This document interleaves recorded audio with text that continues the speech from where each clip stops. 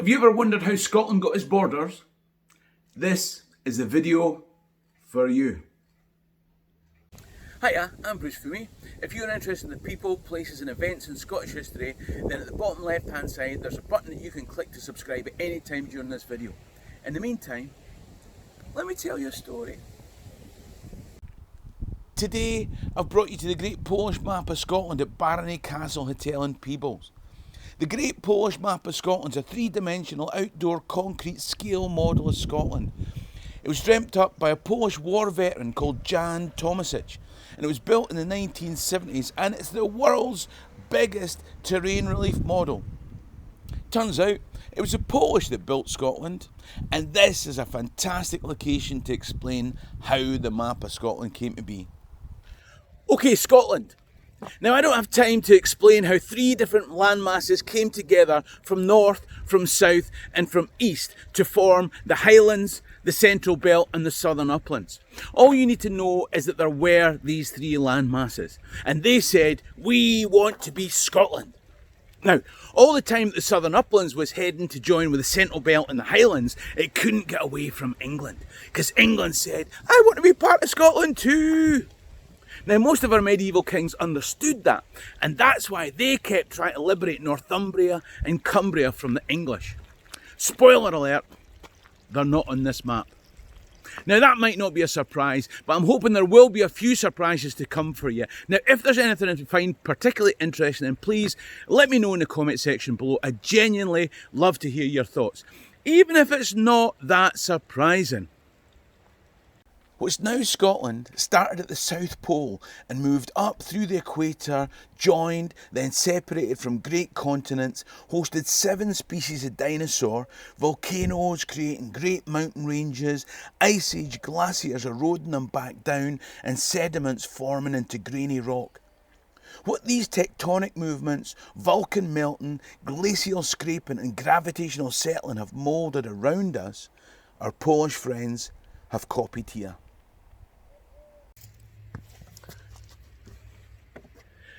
Over time, plants evolved, seeds fell, vegetation proliferated, forests grew. Always remember that the original inhabitants of our island were the trees. The real patriots are the tree huggers. Then the animals came. The trees shouted, immigrants! But the animals were herbivores. They're not coming here to take your job. They're coming to eat you. Of course, where herbivores go, carnivores follow. The wolves, the bears, the humans. Humans, the most destructive immigrants yet, came from the east following the animals that they were hunting as they crossed the Doggerland land bridge between what is now France and England. At the time, there was free movement in Europe, and the hunter-gatherers were overtaken then by the farmers who came from the east after them. Over time, farms turned into settlements, then settlements into tribal groups.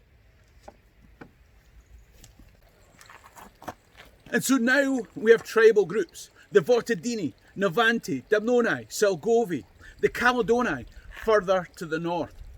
Around 50 AD the Romans came, and in 83 AD they crossed onto our map.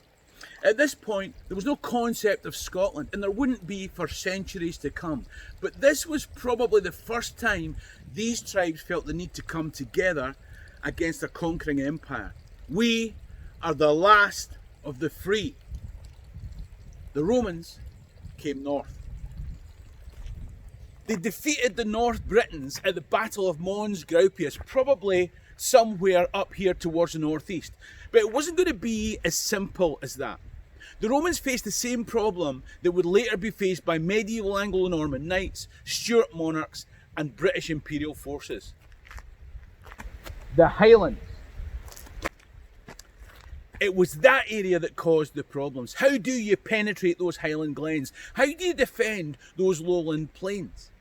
The Romans built a series of forts along the Gask Ridge here to keep a watch up the highland glens. Now, 40 years later, when the Emperor Hadrian came to power, he decided that this area was too difficult. He said that the North Britons were incapable of being held under Roman authority. Get it up, yay!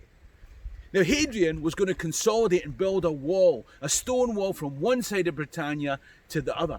Of course, that line, that wall would pretty much become the English border. If Romans controlled the known world, then the known world stopped between the Solway and the Tyne. And this was a land of mystery and wonder. So about 20 years later, after Hadrian died, there was a new emperor, Antoninus Pius, and he wanted to extend the empire because Romans like that kind of stuff. So the Romans pushed north again and they built another wall, this time of turf. Maybe we were governable after all. The Antonine Wall would stretch from the Forth here across to the Clyde in the west. You can still visit parts of it today.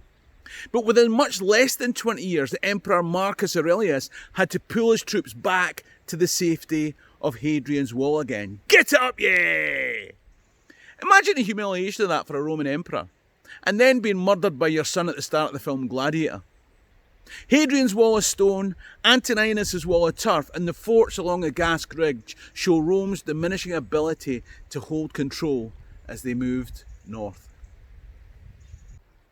Now, not long after that, we start to hear about the Scotti, the pirates from Ireland and here on the western seaboard of Argyll, and the Picti from further north and east. They were coming over the wall, coming round the wall, raiding and pillaging. But Rome had problems at home, and by the end of the 4th century, the legions were drifting back to defend Rome from their troubles. And they told the Romanised civilians of Britannia it was every man for himself. The Scotti and the Picti said, get it up, yeah? With the legions gone, what did the Romanised Britons do to protect themselves from these barbarians? Well, they hire other barbarians as mercenaries to come and protect them. Germanic Angles and Saxons. The problem was that these Angles and Saxons decided to take over, and this led to waves of Anglo-Saxon immigrants coming across the North Sea, settling, and both culturally and literally pushing the Britons to the west. So that all that's left of the Brythonic language is the Welsh. See, that's the problem. You bring in immigrants to do the crappy jobs, and before you know it, they want to run the place. So over the 5th, 6th, 7th and 8th centuries, what is now Scotland evolved from a wide variety of tribal groups into 4 kingdoms. The Picts in the north, the Scots to the west, and the Saxons who'd arrived in the east and they pushed the Britons to the west of them. Now, one of these kings fighting for the British against the encroachment of the Saxons became the legendary King Arthur. That's right, he's Scottish. Now, the first half of the 9th century changed everything. In one 10-year period, there were 2 battles that remain significant to us as Scots today, and one of them was a key turning point. Scots in the west seemed to have become a vassal state to the dominant Pictland. And in 832 AD, an army of Picts and Scots crossed the border and invaded Northumbria under King Angus. The battle would be fought in modern-day Lothian, near the village of Athelsonford. Legend tells us that when he got there, King Angus was confronted and outnumbered by Saxons led by Aethelstan. That was bad planning. So he went to an emergency backup plan. Pray. He led prayers that he and his men would be delivered. And as they looked up, the white clouds clustered in the shape of a diagonal cross on which St. Andrew had been crucified. And when the battle was over and they'd won, St. Andrew was our patron saint. And that white cross against a blue sky has been our flag ever since. It's just a pity St. Andrew wasn't the patron saint of football. St. Andrews wasn't there 5 years later though. See, for 40 years the Vikings had been raiding and pillaging. Vikings first raided Iona in 795, and then they came in wave after wave. But in 837, the Picts and the Scots assembled again to fight the Vikings in a pitched battle, probably somewhere around Murray. The Vikings wiped out most of the Pictish nobility, and that gave birth to what you may call Scotland, or what was then and is still in Gaelic today called Ullapa. It was an aftermath of that battle that the Picts and the Scots formally came together under Kenneth MacAlpin, who emerged from the power vacuum, and 50 years later, we never heard Pictland mentioned again. Over several generations, fighting continued between warlords, kings and petty kings who wanted land, power, control, more land, more control, even more power. The key thing is that Alapa was an amalgam of the Scots and the Picts defending themselves against the Vikings, but in a much more limited area than we now call Scotland. It was north of the Fourth Clyde line, away down there initially, but the area of control was small, with the royal palace at Fertivia. Over the next 200 years, that area of control increased. In 1018, this relatively new nation was down in Northumbria again, with the help of the Britons of Strathclyde at the Battle of Carham, right down by the border near Coldstream. The Scots and the Britons defeated the Northumbrians, and the English King Canute had enough on his plate. So Lothian gradually became part of Scotland. Then we had Duncan, then Macbeth, then Malcolm III and his children. Now these people changed the Scottish map. Apart from Macbeth, he changed English literature. Anyway, it was during this 11th century period that the Kingdom of Strathclyde, remember the Welsh, the Britons, the Cumbrians, was drawn into Scotland. This was another situation where it was just too far north for the English king to be confident of holding it directly. So he said to the King of Scots, "Can you look after my pint while I go to the toilet?" And when the English king got back, the Scots king was pissed and Strathclyde was part of Scotland. However, Galloway here was still independent and would be for a few generations yet. Now, here's an interesting point. The Gaelic word for foreigner is Gaul. And you can see it in various place names. It's the word Gaul that gives us Galloway, but there's more than that as we go north. We're going to go up to the Hebrides. The Hebrides is an English word. The Gaelic word is Inchigal, the islands of the stranger. Away to the north and east, Caithness in Gaelic is Gallup. Who do you think these foreigners were? Of course, the Vikings who'd settled over time and would become Scots. But that would take time. For the moment, they had a fiercely independent streak.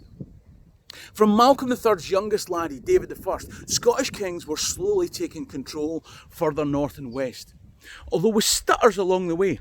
For example, during the reign of David's grandson, William the Lion, Scotland pretty much became subject to England for a 15-year period. I've actually got a video about that if you're interested. It didn't quite become part of England, but it was a narrow escape.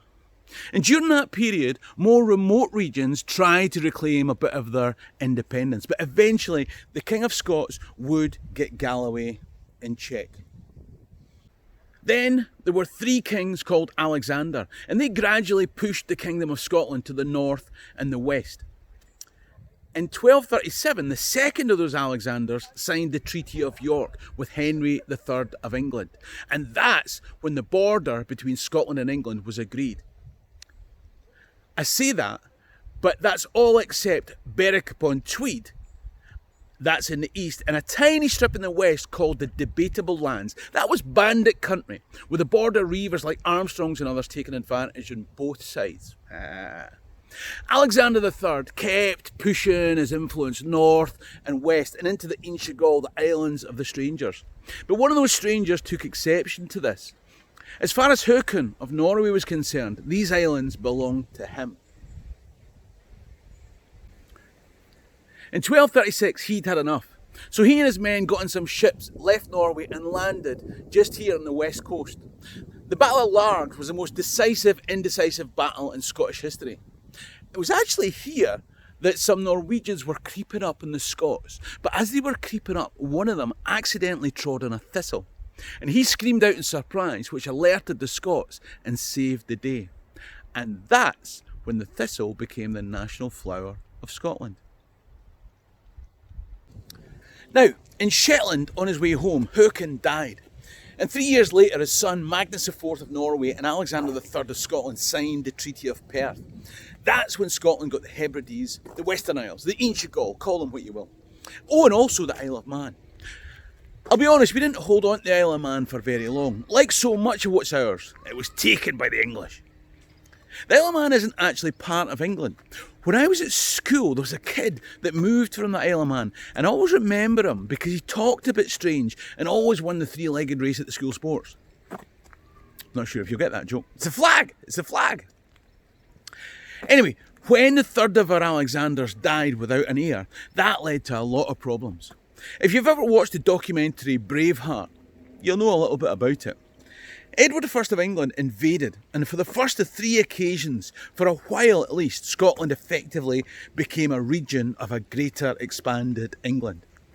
Now, some Scots didn't like this, and they fought back, and during the Scottish Wars of Independence, Berwick-upon-Tweed, away down at the other side, changed hands more times than an ugly child in a custody battle. It's a joke, there's no such thing as an ugly child. By the time England and the Pope agreed that Scotland was Scotland, the short period of 2 Bruce kings was at an end. And then we got a long string of Stuarts and Jameses. Now, the third of these Jameses had a lot of fallouts with his brother, who got support from England to try and take over Scotland, and that was the last time Berwick changed hands. From then, England got the town of Berwick, and we kept the football team. The ugly stepchild. Now, while I'm on the subject of James III, you might have noticed that Orkney and Shetland are missing from the map. To fit Shetland in the map, you'd have to extend the pond to the next village. But I've got another reason why they might not have been included. See, James III married a Danish princess called Margaret. Now, the dowry for Margaret was agreed at 60,000 guilders, but her daddy, the Danish king, said, look, I'm a bit stretched for ready cash just now. What say I give you 10,000 now, and you keep hold at Orkney and Shetland till I get the other 50 at the end of the month. So the Scottish Crown gets Orkney and Shetland, and the people of Orkney and Shetland become Scottish, at least until King Christian can come up with the ready cash. Think about that for a second. There was no referendum, no consultative convention, just a convenient coinage of the lands and peoples of the Northern Isles, at least until the king got money for his daughter's dowry. Right? Now, this was only actually supposed to be a temporary arrangement, but over time the transaction was never finalised, and Orkney and Shetland became part of Scotland. And I'm thinking that the Danes, if they came up with the dowry money now, an appropriate interest presumably, maybe they could get Orkney and Shetland back. I suppose that's why our Polish friends didn't include them in the map. It was only a temporary arrangement. But that's what Scotland was and has remained ever since. Oh, apart from those debatable lands. It wasn't until 1552 that agreement was finally reached, and they built a turf barrier called the Scots Dyke. It's just about visible today if you go down there. Oh, and I forgot to mention that for a period in the 17th century, Oliver Cromwell invaded Scotland, and Scotland was subsumed into England and made, there was a union and Scots MPs in the English Parliament, and that stopped after the Restoration when Charles II came back to the throne. Although it happened again in 1707 and Scotland was once more subsumed into England and blah, blah, blah, blah, blah, blah, blah. You might have heard about that. Anyway, that's how things remain, at least for now. I hope you've enjoyed this. I hope you've learned some stuff. If you have, please like it, share it. And in the meantime, Hummey and Dawkins going to be a llama alive. Cheerio and Drasta.